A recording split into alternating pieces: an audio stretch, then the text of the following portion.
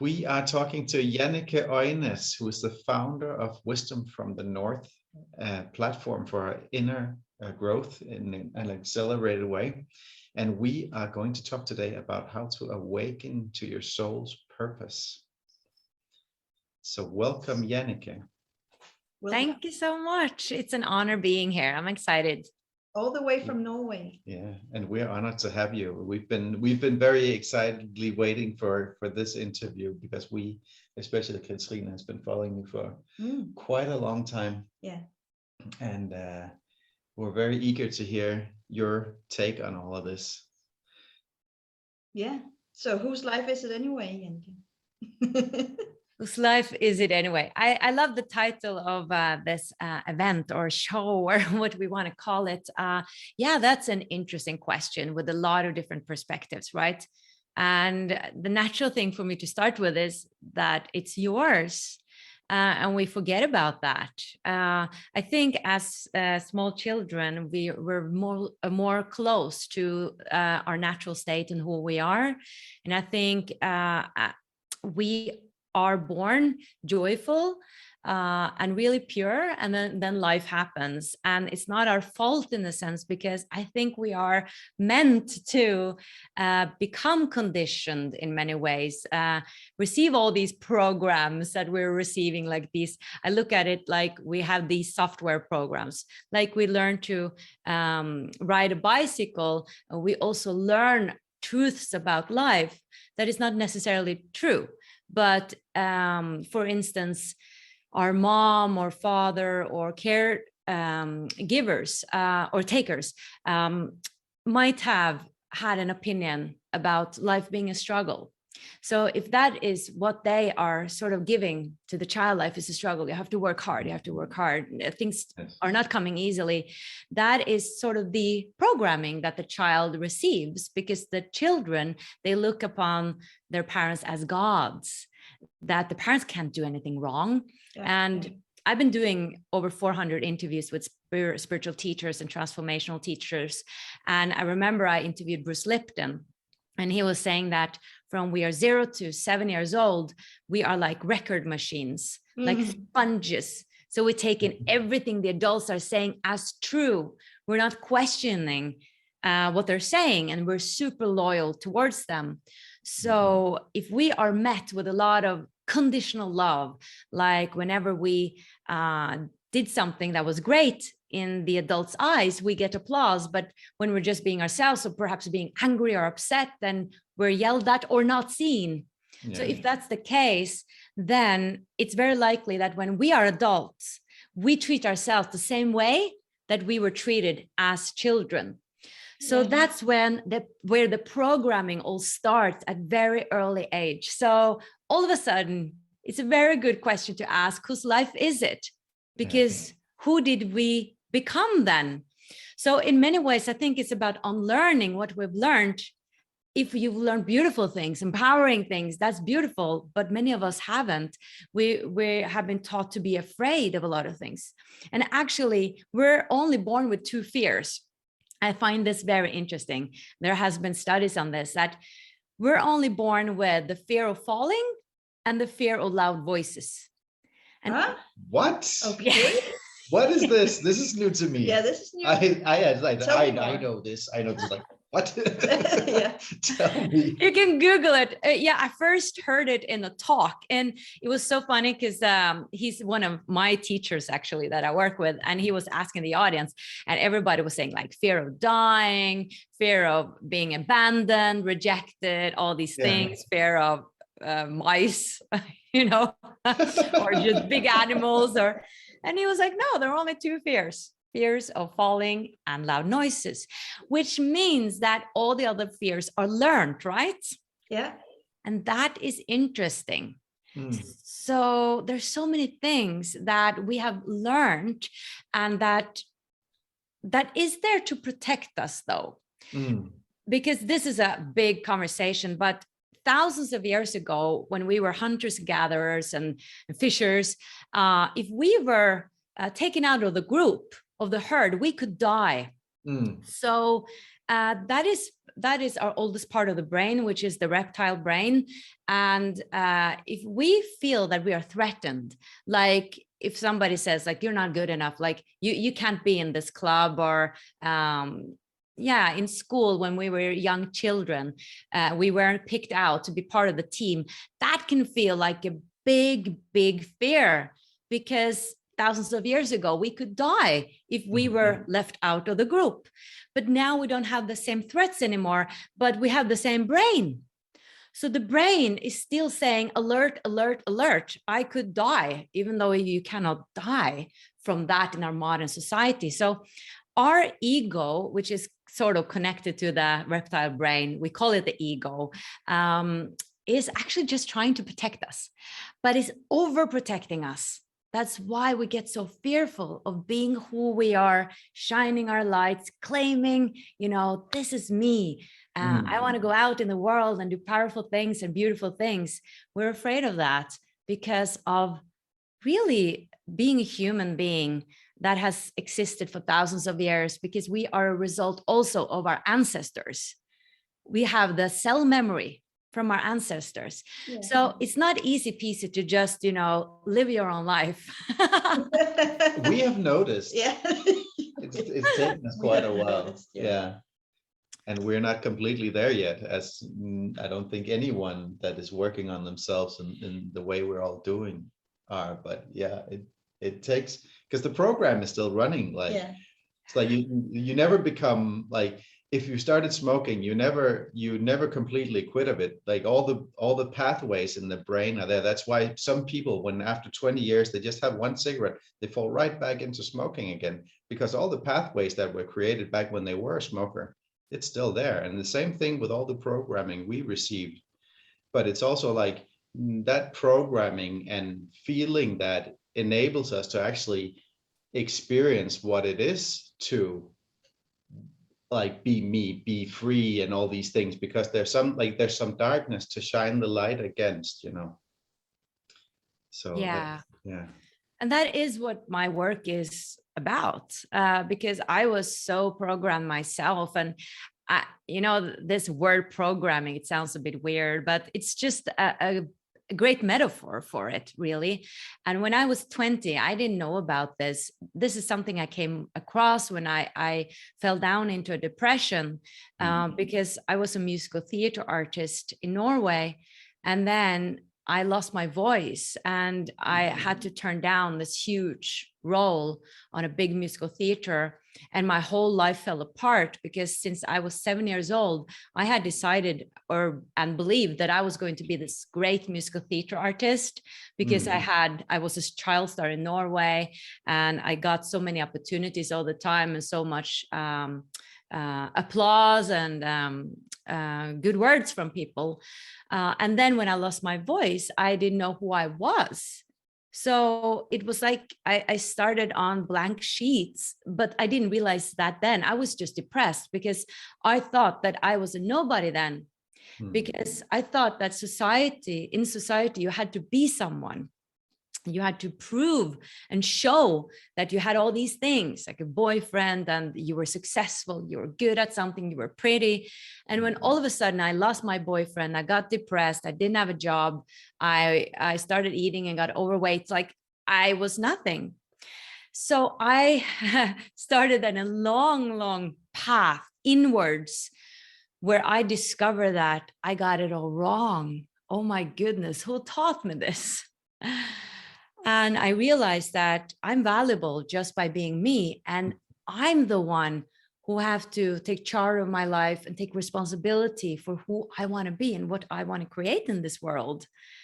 And that journey I had to take all by myself. Nobody told me this. I realized it through actually spirituality, through metaphysics, where I started to see that there's so much more than we can fathom. And why don't people speak about this? Yeah. And then I started to see some sort of red thread in my life. And it's a long story, but today what I'm passionate about is helping people find their purpose, or merely open up to their purpose, because there's nothing to find. It's really there all the time, but we just have to discover it and become much more observant. And that's not what we're trained to do. We're trained to sort of just go on the autopilot. Yeah. So I realized that, whoa, there is a deeper meaning with my life. And now I see it. I see that I needed to be depressed. I see that I needed to hit the wall. I see that I needed to lose my voice to find my voice.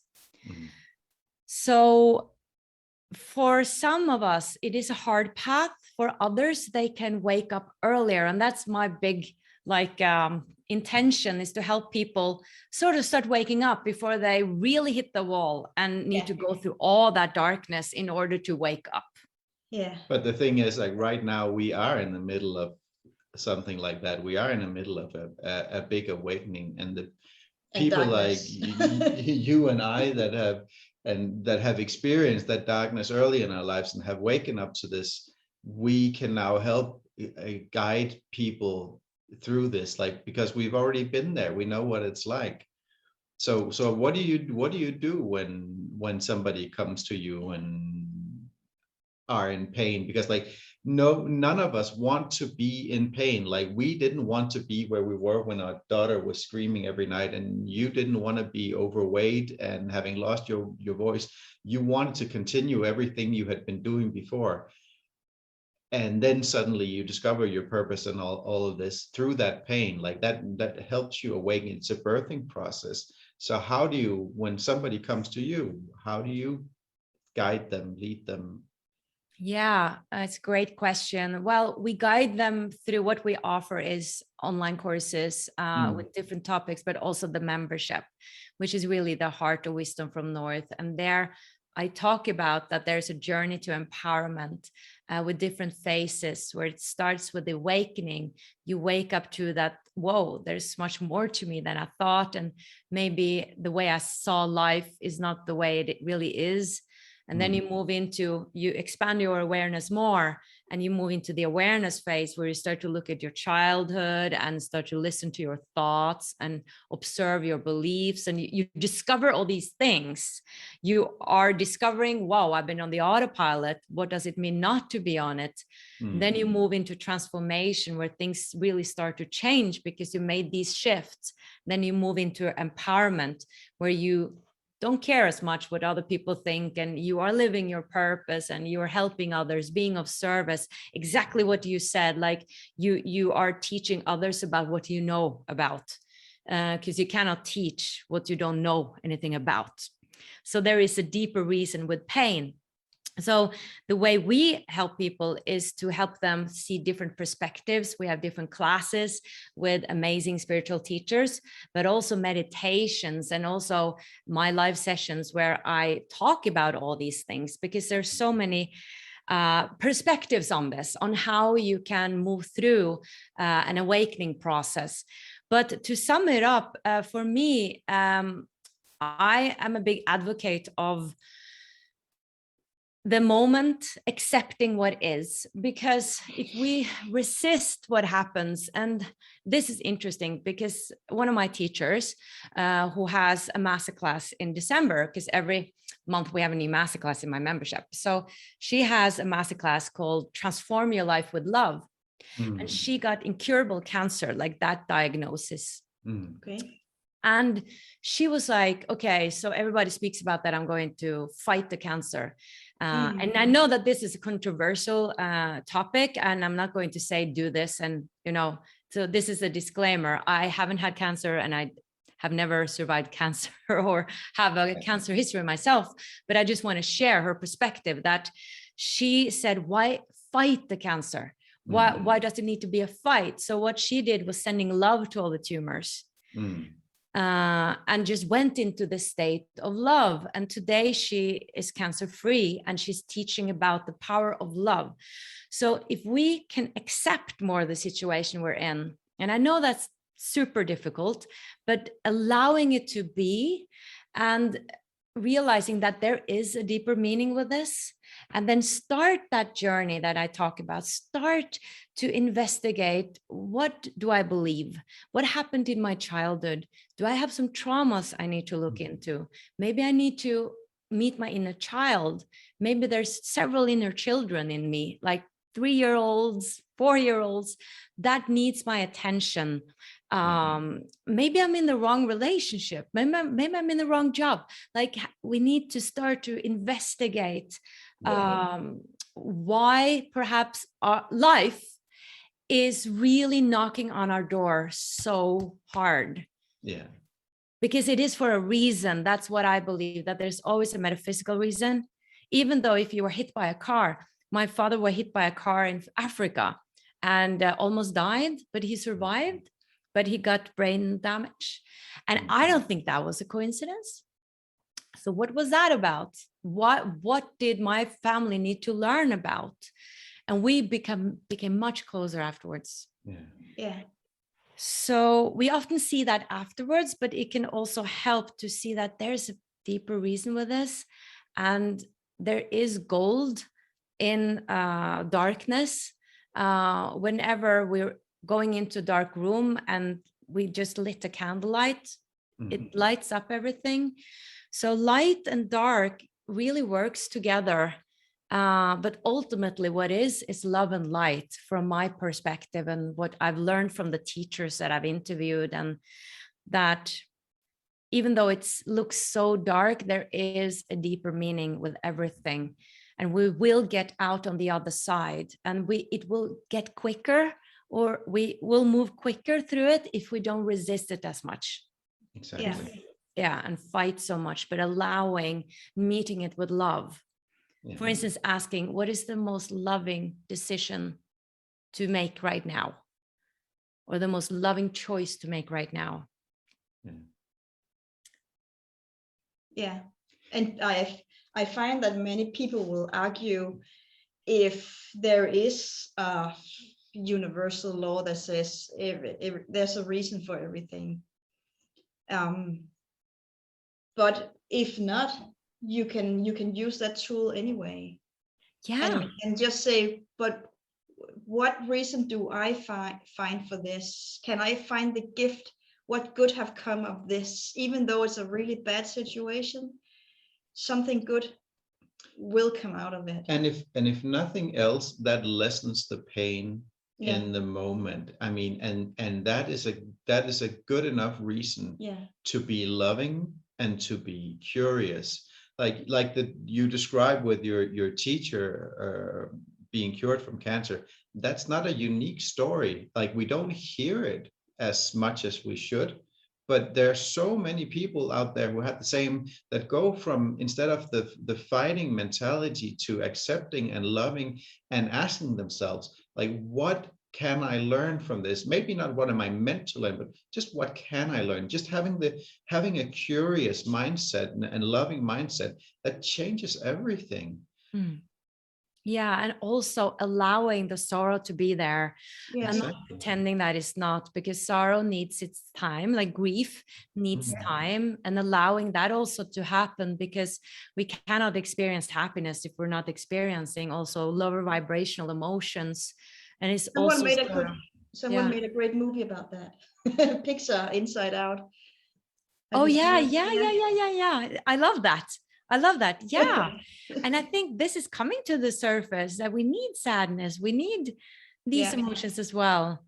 So it's not to fight them either, at the same time not to linger there. So it is this this dance that we sort of need to find the balance in, but it is a very interesting conversation.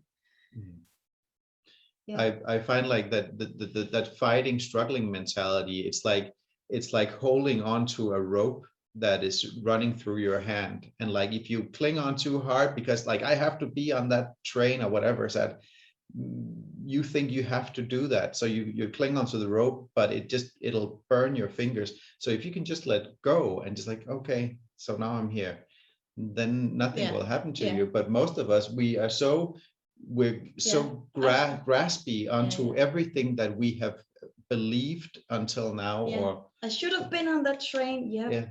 But you're not. But you're not. So now you're here. Now you can make another decision. Do you want to catch the next train, or do you go back home, or do you meet someone special, or what happens? Yeah, and you can always start afresh in every moment, because every moment is new. Every morning is new.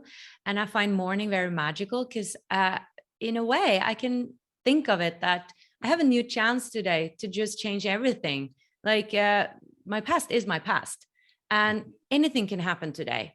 Yeah. But we feel like we just are living with our story like over here. Yeah. And we're not seeing like what's in front of us because it's our story. But that is, of course, the way we're conditioned to look through our story. We're having a visitor. Yeah. Hi. Yeah. Hi. Nice to meet you. Jannecke, Ja. du skal lige gå ind på værelset, vi er færdige lige om lidt. Kan du vinke? Hej.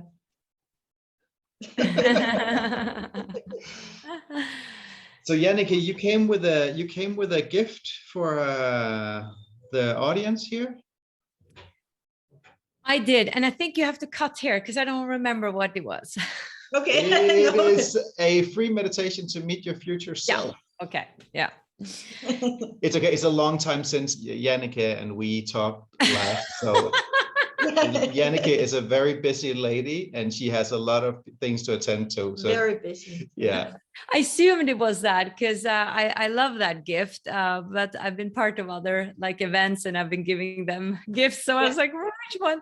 Yeah, it is a free meditation called Meet Your Future Self. And it's a powerful exercise that I learned many years ago.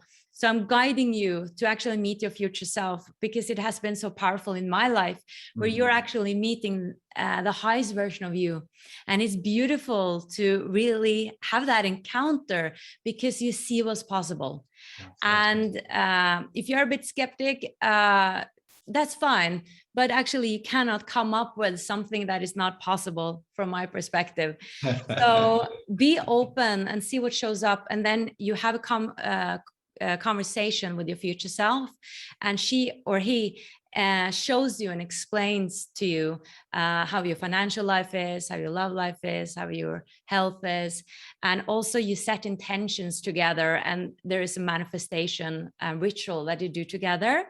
So it's a beautiful meditation, and you can do it again and again. And also I have like some written material with setting intentions, because that's one of the core portals. We speak about portals in my membership, that is sort of areas and ways in to yourself and your soul. So setting intentions is powerful because then you're sending signals to the universe and yourself where you want to go. And you really don't need to know the how, but you need to know the what. What do you actually want to create? And then life will bring you there. Hey, thanks for watching.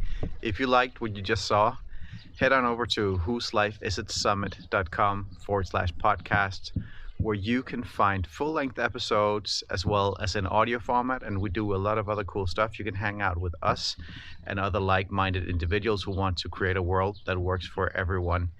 And we do that on our platform where we can chat, and we have Q&As and exclusive interviews as well. So there's so much to get over there. So come on over and play with us.